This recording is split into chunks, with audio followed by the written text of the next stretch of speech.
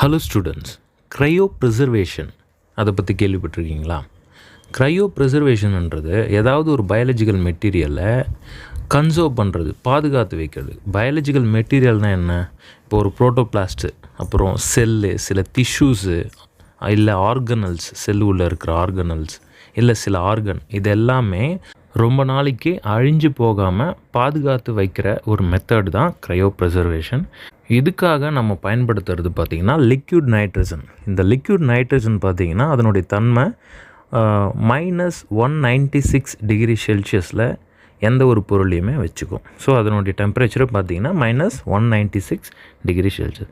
இந்த செல்சியஸில், இந்த ஒரு டெம்பரேச்சரில் பார்த்திங்கன்னா எந்த ஒரு பயாலஜிக்கல் மெட்டீரியலுமே அதுக்குள்ளே எந்த ஒரு ஃபிசியாலஜிக்கல் ஆக்டிவிட்டியுமே நடக்காததுனால அது அப்படியே இன்னர்ட்டாக, அப்படியே ஒரு மந்த நிலையில், இல்லை ஒரு உறக்க நிலையில் இருக்கும். டார்மன்ட் ஸ்டேட்டஸ்ன்னு சொல்லுவாங்க.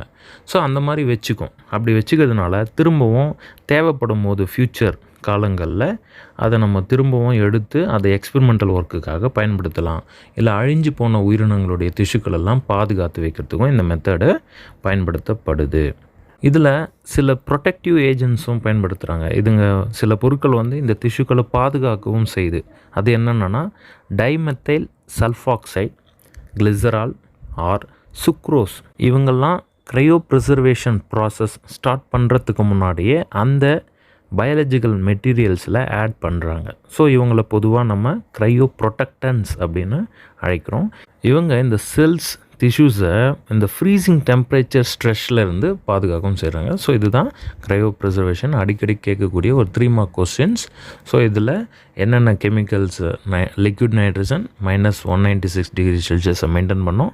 அது தாண்டி சில க்ரையோ ப்ரொடெக்டன்ஸ், அதெல்லாம் நோட் பண்ணி வச்சு கரெக்டாக எழுதுங்க. தேங்க்ஸ் ஃபார் வாட்சிங்.